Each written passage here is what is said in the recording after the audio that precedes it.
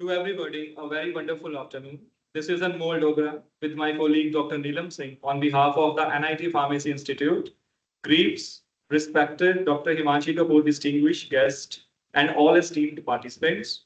It is my great pleasure that I greet you all for what looks to be an inspirational and transforming Day 4, Session 8 of the Faculty Development Program, sponsored by Dr. APJ Abdul Kalam Technical University. I am pleased to be hosting this fantastic session. So your participation here today is indicative of a shared dedication to innovation, cooperation, and knowledge advancement for the cancer treatment approaches. So I would especially want to express my gratitude to our sponsors and partners, Director Sir Dr. Abhijit Majumdar and Dean Ma'am Dr. Rupa Majumdar for their kind assistance that has enabled our activity. I genuinely appreciate your commitment, which has helped to unite us.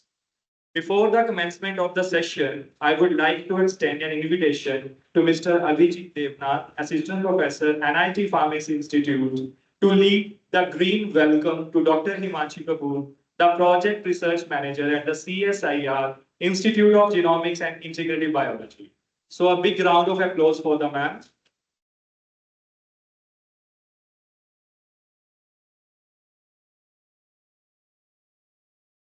Thank you, ma'am.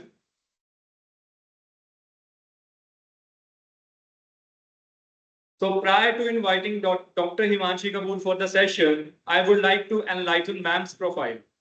So ma'am currently working as a project research manager for the Genome India, cataloging the genetic variation in Indians with Dr. Muhammad Farooq's group, CSIR, Institute of Genomics and Integrative Biology. Ma'am has completed her M.Pharmacy from the Hansraj College, University of Delhi in 2011. Ma'am has awarded with PhD degree from the University of Delhi in 2017 in collaboration with AIMS, All India Institute of Medical Sciences. Ma'am has 3 years of experience as the Senior Research Associate at the CSIR. Ma'am worked as an assistant professor as a guest faculty at the Hansraj College, University of Delhi, 2020 to 2023. Ma'am also worked for SERV National Postdoctoral Fellow from 2018 to 20 at CSIR.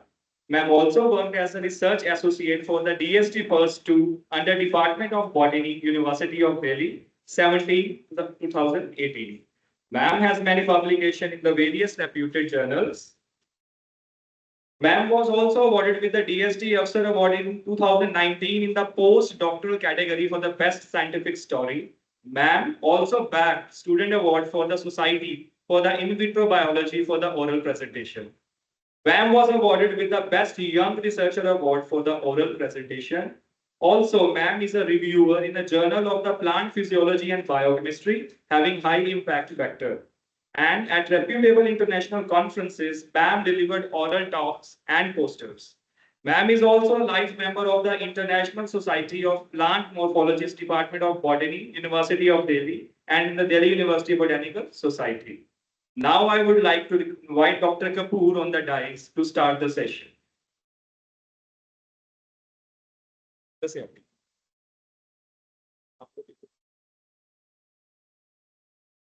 Abhijit sir, देखना.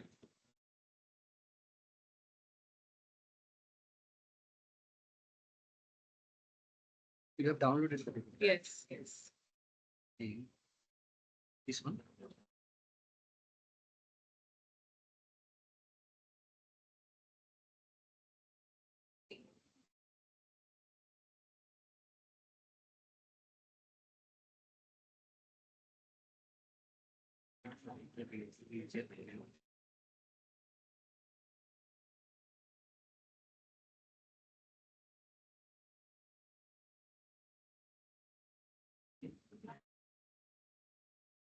A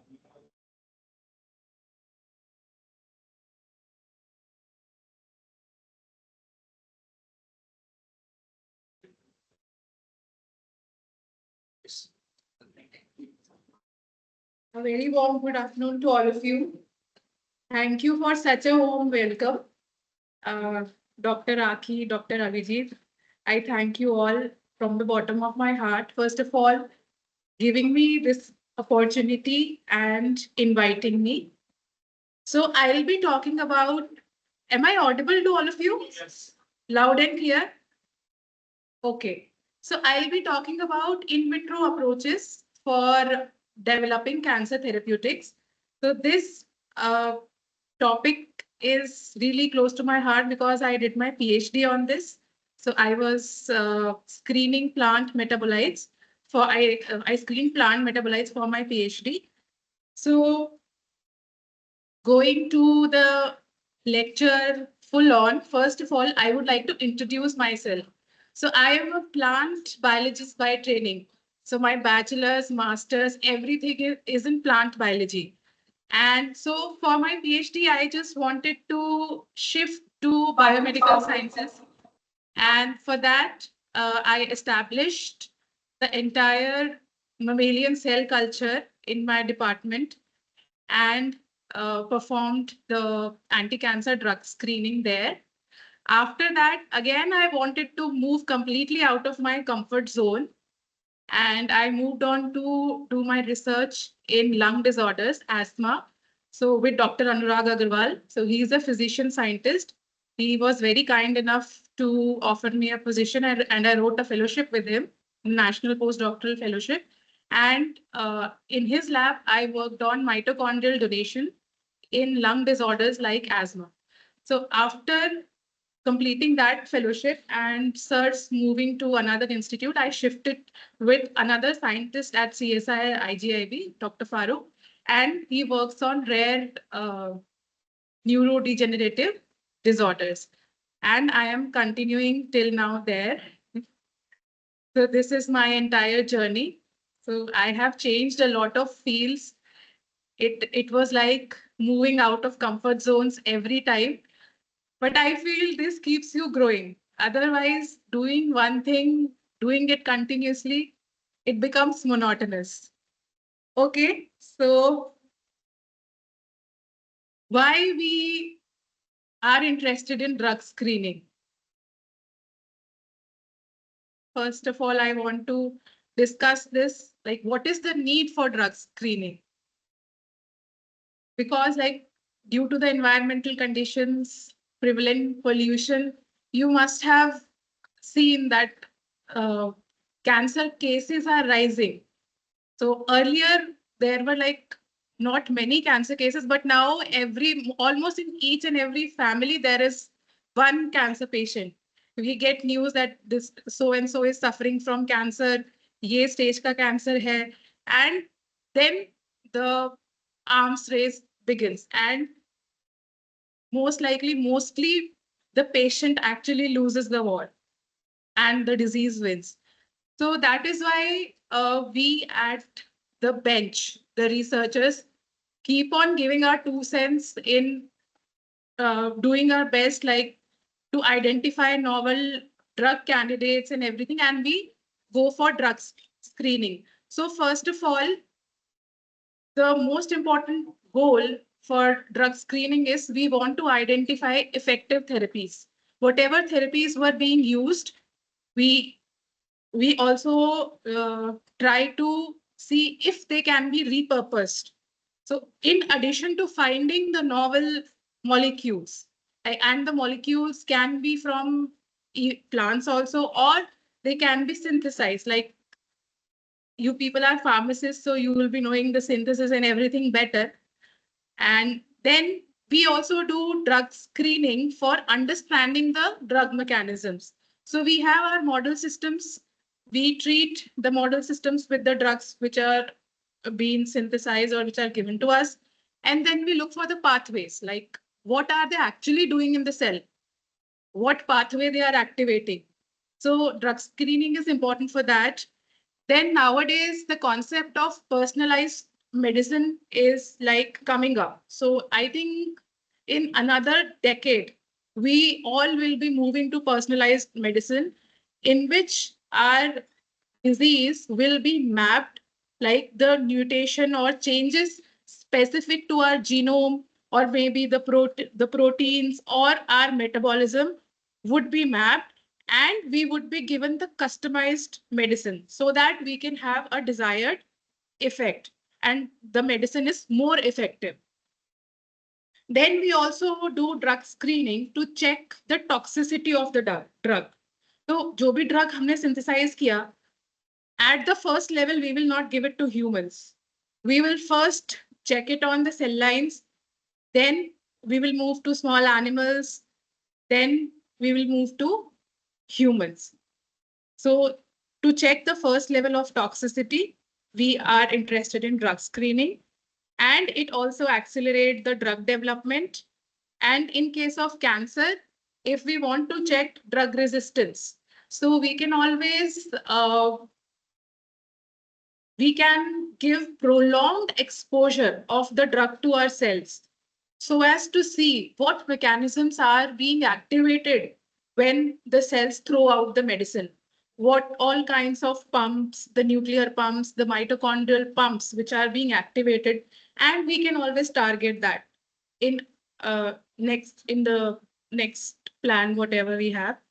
Then we can also check for combination therapies. So in some diseases, giving only one drug is not sufficient. So in that case, we give 2 to 3 drugs together. So which actually works on the concept of synergistic drug development.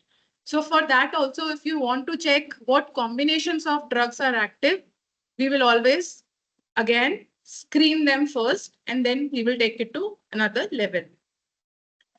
And it also supports clinical decision making. So for example, if I think blood cancer and breast cancer is curable if you have the patient in the early stages. So what the clinicians do, they check for the mutations and then they devise medicines according to that. So if to help the clinician in that stage also, drug screening is helpful. So with this, I think I have given you the background of the topic. If you have any question, you can always ask in between. Okay. So moving on, my favorite models are the in vitro models because there is a saying that mouse do not tell the truth and monkeys lie. So whatever things, whatever research we do on animals, obviously that research is helping us in understanding the complexity of a living being. But if we compare that complexity with the human complexity, there is quite a lot of difference. And that is why, despite many drugs which have gone into clinical trials after the animal studies, they fail.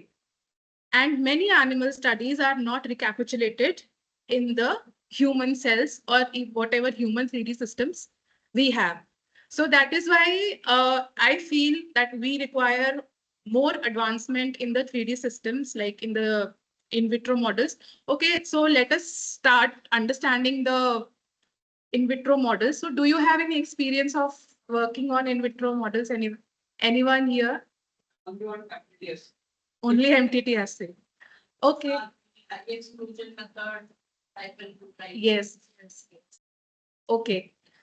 So in vitro models, these are divided into majorly 2 groups. One is the 2D and the other is the 3D.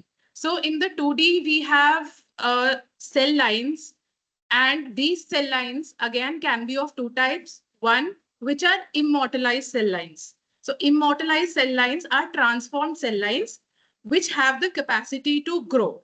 So these cell lines do not die and we can continue growing them to many passages.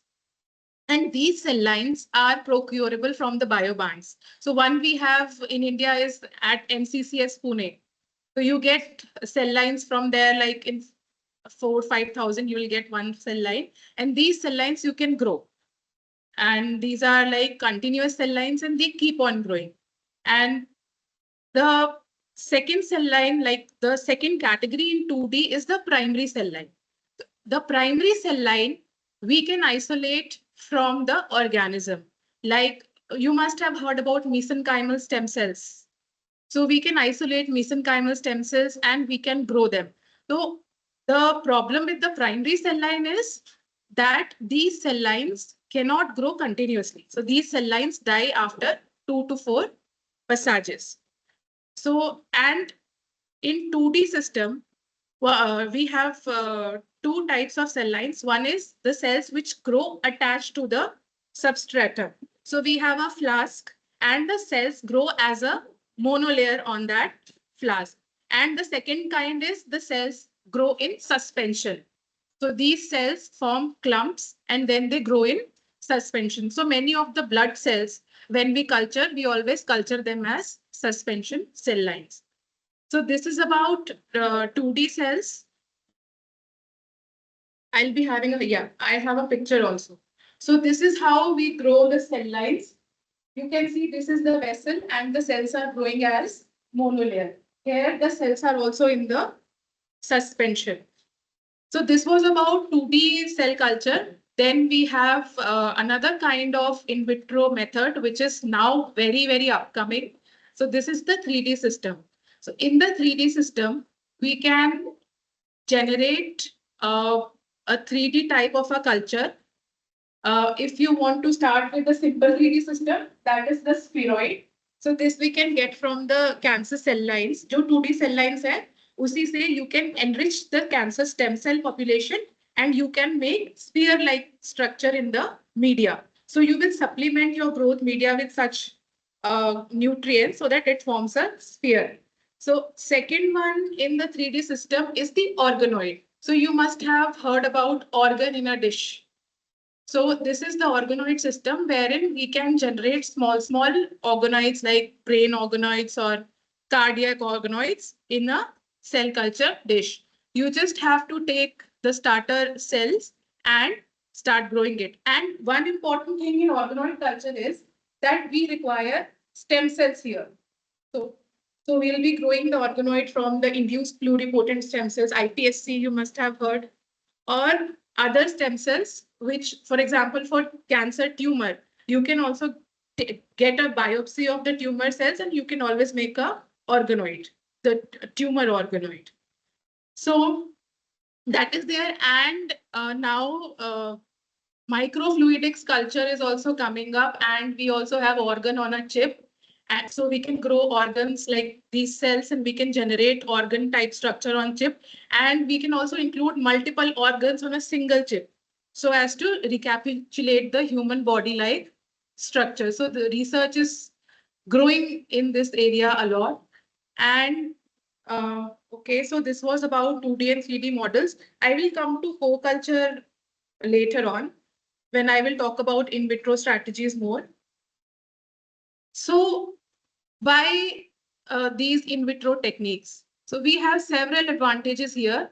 First of all, these can recapitulate human complexity, like they can get more close to human systems as compared to animals. And this has been well established. Then second, these in vitro systems, they retain the disease signatures. जो भी disease mutation होता है, whatever the patient has, it exactly is recapitulated in the patient cells from which we grow the cell lines or we make the 3D models. Then we can always grow these cells in a controlled condition. So we can always, choose the variables according to our research plan. And we can get to the pathway which we want to identify, like which pathway our drug is acting on, so that everything can be very precisely and accurately controlled. So that is why I like in vitro systems very much. Now, it has been more than 10 years that I've been working on in vitro systems, and these are really very cost effective. You can easily grow them, maintain them, and the speed of experiment is also tremendous. Like it works. You can say it's a very good system to work on. And also, if you want to increase the scalability, then it is also possible with the in vitro system. And uh, we do not have ethical considerations of the using the animals here, ethical clearance and everything, which we have to look in the animal systems, that we can always like do away with if we are working on these. So what are how will we go about an approach if we want to test our drug in vitro? So first of all, we will look for the model. So now we have many kinds of models in hand. So we will decide what model suits best to my problem. So you can go for the 2D cell lines, you can make the organoids, but for that, you have to check what system suits your problem. Like if you want to do a high throughput analysis in which is there in high content, for that in high content, what we do is we screen thousands and thousands of drugs together. So if we want to do such kind of an analysis, we will all obviously take a very simple system like a simple monolayer of cells. So according to your problem, there will be a model development. Then after that, you will decide on the cell-based assays. Like you want to go for molecular biology studies, you want to go for biochemical studies. That will all depend on the problem. What is your research aim? What is your research goal? What is your objective? Then you can always go for omic studies. So you can go for genomics, you can grow the cells, you can treat them with the drug, you can look for the expression of genes, what all genes are getting upregulated, downregulated. You can go for DNA sequencing, you can go for the RNA sequencing. And now we also have single cell sequencing. So you can analyze what all cell population is increased after your drug treatment, and you can check for the expression of the genes in that single cell also. So these omic studies and everything is very much possible with the in vitro model. So these are very powerful studies. You can do proteomics. You can analyze the entire protein profile. You can identify the proteins through mass spectrometry. Similarly, you can do lipidomics and metabolomics to look for the lipid profile and the metabolome profile of the cells after drug treatment. So this will give you an idea what is going on in the cell. And toxicology studies I've already discussed, I've talked about high content also. Then genetic manipulation is also possible in the cells. For example, if you see, if you know about sickle cell anemia, I think one amino acid is changed. So right now there are gene therapies available for it. So gene therapy, you can use CRISPR-Cas9 based system to edit the genome and remove the faulty base pairs, whatever those are hindering in the protein expression. So these studies are also very much possible with the in vitro systems. And now we also have the development of GMP facilities. So in GMP facilities, you can take patient cells in real time, you can edit them, and again, you can put it to the patient's body. So again, this will make personalized medicine much more reachable. So this is all because the simple systems of cells which we have developed and which are easier to maintain. Then we can also do drug resistant studies. So that is we can expose our cells to we can expose our cells to the drug for the prolonged times, 72 hours or like for weeks or months, and you can look when the cell is not accepting or not showing any response to the drug. So after this is the approach in the nutshell. Next, I will be discussing some of the techniques which I have used in my PhD for drug screening. So it starts with the MTT, as Dr. Abhijit said. So MTT is a very, you can say, crude or preliminary assay to check the cytotoxicity. What you do is you simply grow your cells in a plate like this. This is a 96 well plate. Then you seed your cells, whatever you have standardized. After that, you treat your cells with the drug you are testing. You can treat it for 24 hours. You can do a time kinetics with it. Then you can check the viability of cells through MTT. So MTT is nothing but a formazole dye. So MTT gets reduced by the mitochondrial enzymes of the live cells to give purple color crystals. You can see here. So the more the purple color, more is the viability. After doing this assay, we generate a sigmoidal curve and we calculate the IC50. So IC50 you all must be knowing. It is the inhibitory concentration at which 50% of the cells die. So you calculate IC50, it gives you a broad idea of the cytotoxicity of the drug. After that, after understanding the cytotoxicity of your drug, you can look for the cellular signatures, like how it is affecting the cells. First of all, you can look for the morphology. So morphology of the cells changes. You can see the round cells here. This indicates that the cells are dying. So these are the healthy cells which have a spindle shape, but the dead cells are round. So you can look for the morphology. You can study trypan blue exclusion. Like the trypan blue is a dye which is actually taken up only by the dead cells. So the live cells exclude this dye. So you can always count that how many cells are dead and how many cells are live. And then we can also check for the DNA damage our drug is doing. So simply you have to take the DNA, you have to isolate the DNA, you have to run on the gel, and it will give you a ladder-like pattern. Because your drug actually causes DNA fragmentation.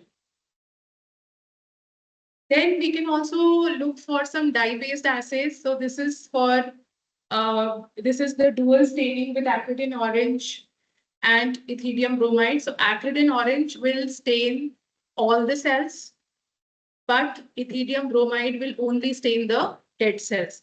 So the cells in which there will be apoptosis, those will appear orange. So you can see here. So these are the increasing concentrations of the drug which I use. And I can see at the higher doses, apoptosis is more. And these are the control cells. So they do not take up the ethidium bromide. So ethidium bromide can enter the cell only when the membrane is ruptured. So whenever there is cell death, the membrane gets ruptured, the dye goes inside and binds to the DNA. Similarly, you can also check for the nuclear damage after your drug treatment. So we have nuclear dyes like DAPI and HEAST. You can always stain your cells with these dyes and you can look for the nuclear damage. So in the control samples, the nuclei are intact, but as soon as we are moving to the increasing concentrations of the drug, you can say that the DNA gets damaged, the nucleus get damaged. So in this, we can see in this sample, the entire chromosomes have come out. So you can always do all these studies. Then we can also do another assays there, Comet assay for assessing the DNA damage. This is also known as single cell gel electrophoresis. I have pictures for it. I will show in the next slide. And we can also look for flow cytometry based assays wherein we can analyze the cell cycle. Like after drug treatment, my cells are getting arrested at what stage of cell cycle? Is it even getting arrested? We have to check that what effect it makes to the cell division, cell cycle. And we can also check for the clonogenic capacity of the cells after treatment. So how are they able to make colonies? So all these things that indicates the growing capacity, if it is getting hampered or not. So this is the Comet assay. So what happens in Comet assay? We take the cells, we first suspend the cells, we embed in agarose gel, and we run the cell, single cell electrophoresis it is. And what happens that in the damaged cell, since the DNA gets damaged, the DNA moves ahead of the nucleus. So you can see in the control cell, the nucleus is intact, but in the increased concentration of the drug, this is the damaged DNA. It has moved out of the nucleus and it has made like a comet structure. So this is the comet assay, and we can calculate the olive tail movement. Olive tail movement is the distance, which will also indicate the extent of damage. So, and the next picture is of the clonogenic assay. So in the control, the cells are able to form good colonies. The cells are proliferating and they are forming groups and colonies. But after drug treatment here, the colony formation has got reduced. And this is the cell cycle. So this is the normal cell cycle. We have the G1 phase peak up. Then we have S phase, which is like horizontal. And then we have very small peak of G2M phase. So this we are checking the DNA, like in what phase it is. And we do this after staining with propadium iodide. So when we see an arrest of the cells, we see graphs like this. So this is the control which shows the normal T.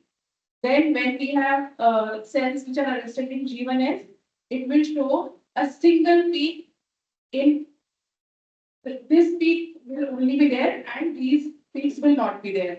And then when there will be a G2M arrest, these peaks will not be there and the entire cells will shift here. So using flow cytometry, you can detect after drug treatment, your cells are getting captured in which stage of the cell cycle. So this will also give you an idea of the pathways which are being active after drug treatment. Then you can also screen for apoptosis through annexin 5 PI. So annexin 5 PI dye mixture is again the cells after drug treatment are stained with this, and annexin 5 will stain all the cells, but PI actually will only able to enter the cells which are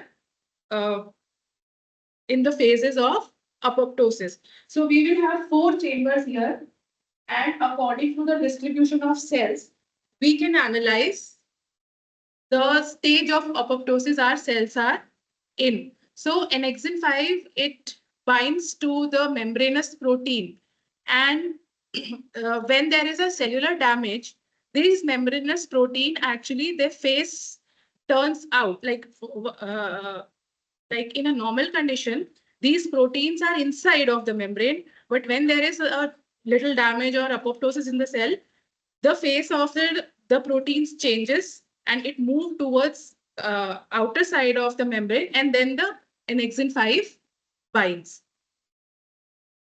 So you can always get an idea about what kind of apoptosis pathway is activated in your cells, like it is necrosis or it is simply cytotoxic, is it even causing cell death?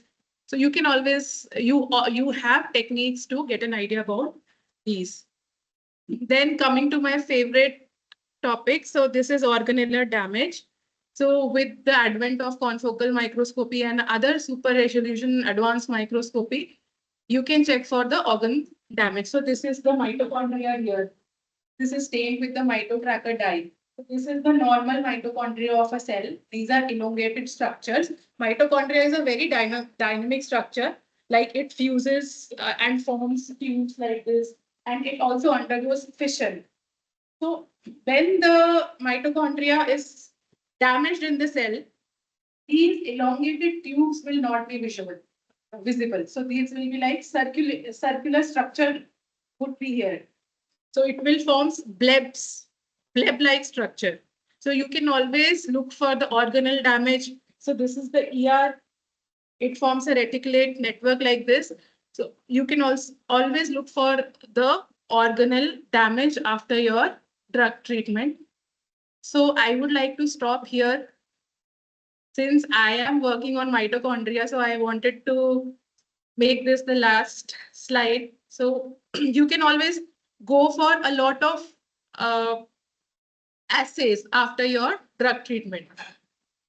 The omic studies, high content and everything. So this will actually make things more clear. So right now we have a lot of knowledge in the domain, but we do not have a clear understandings of the system.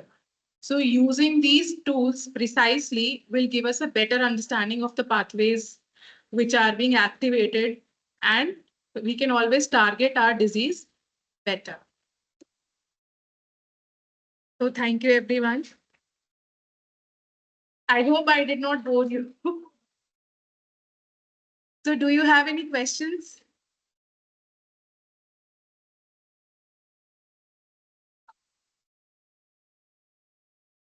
So for contamination, you have to be very meticulous in your approach. So you have to autoclave whatever culture ware you are using. So for maintaining cell lines, we get plastic wares. Those are one-time use only, disposable.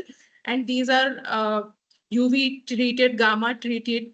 And we also keep them in the laminar airflow hood only. And we perform all the experimental things in the laminar airflow hood. We wear lab coats. Then we also wear the head caps and gloves and sanitizing with 70% ethanol. Like CO2 will be better. Inside CO2, so while you are culturing it in the CO2 incubator, so we keep copper sulfate solution in the humidity pad. So copper sulfate is used as an antimicrobial agent, and we keep on cleaning our incubators every 14 days so as to remove any contamination. And now we also have contragon cycles in our incubator. Like you can always keep your incubator at 120 degrees Celsius for 3 to 4 hours. So this actually, it is like an autoclaving the incubator. So this is known as a contragon cycle. So we can run that cycle like periodically in 1 month or 14 days. So this prevents, and we also have a door-to-door system, like which is the BSL2. We have air curtains over it. So all these things prevent contamination. And you have to be very meticulous. You don't have to talk while opening the incubator. Fumigation is the very one thing. Inside the room. You can always fumigate, but that depends like you can always do a periodic fumigation. That depends with the हाँ हाँ हाँ वो culture room to culture room depend करता है वैसा है अगर आपका बहुत ज्यादा हेवी कंटामिनेशन आ गया तो फिर तो आपको setting, करना और maintain करना.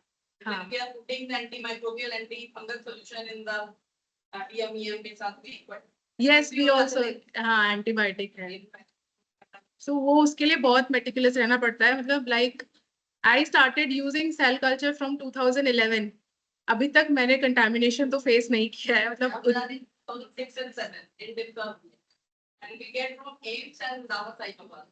The life. Anuja sir lab. Okay तो उसमें बहुत ध्यान रखना पड़ता है कंटामिनेशन का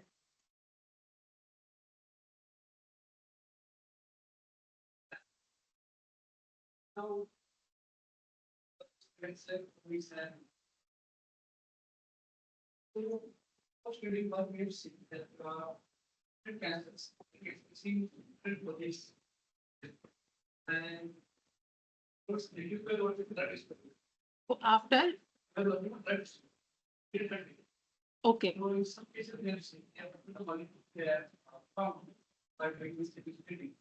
If they get into studies. It's some cell lines like talking very good. And it is given it is not but when we compare with cellular, it is not up to the mark. Okay So right now the problem is that the target particle is selected in same target, but the third actually is not working with the same target. So now possible biology and RNA is analysis. Possible to correlate the RNA data and this data. So they become from the conclusion that this drug is working this particular. you can always go for RNA-seq. So many companies are nowadays offering RNA-seq. You can always give your sample after treatment. Like, what cell line are you using? MCF, MCF7. And your drug is specific to some protein of breast cancer. I think you can always go for that. And one more point I want to add here is that cancer is a very heterogeneous disease. The tumor shows intertumor, intratumor, spatial, temporal, almost all kinds of heterogeneities. And that is why recapitulation of studies become difficult with cancer. You can always try, you will get some hits. So that is an exploratory study. You can do that. But with in silico, we have some failure. I was also like 2 to 3 years back, I was recapitulating one mathematical model. Some gut metabolites were identified. I was looking for them in the cells, but I could not find a correlation. Sometimes it happens, but you can always try.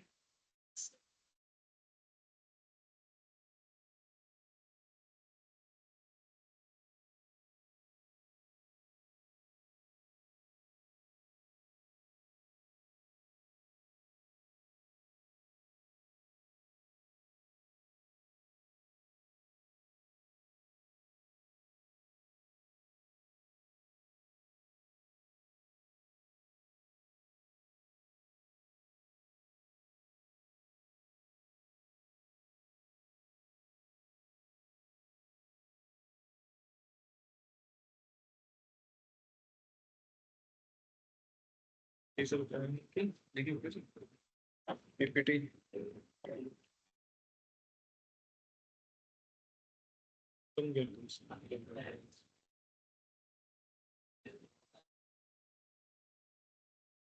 Okay, so day 3 and day 4 and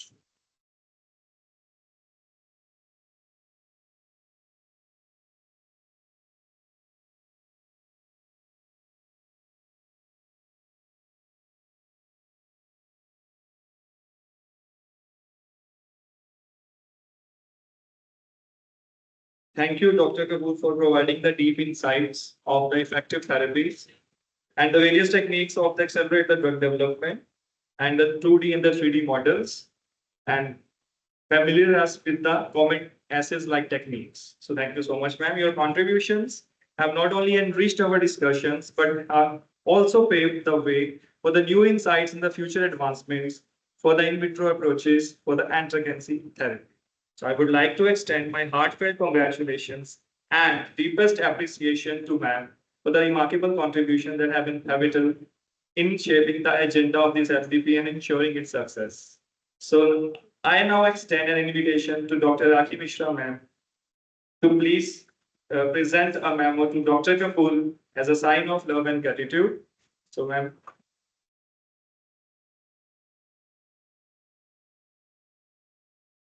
So a round of applause for the ma'am.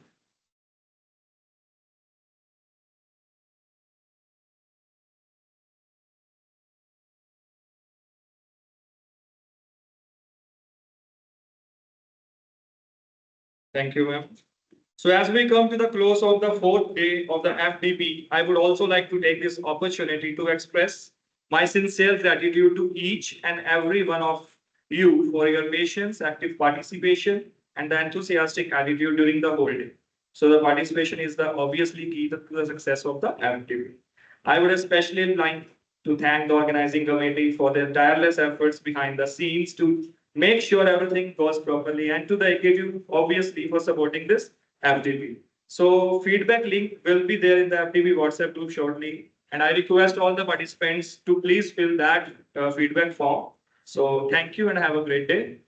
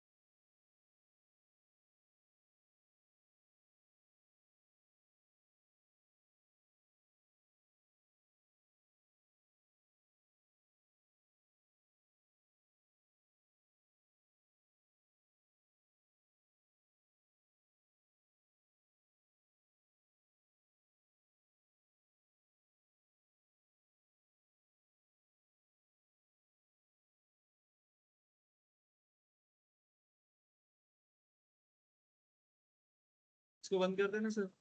Stop.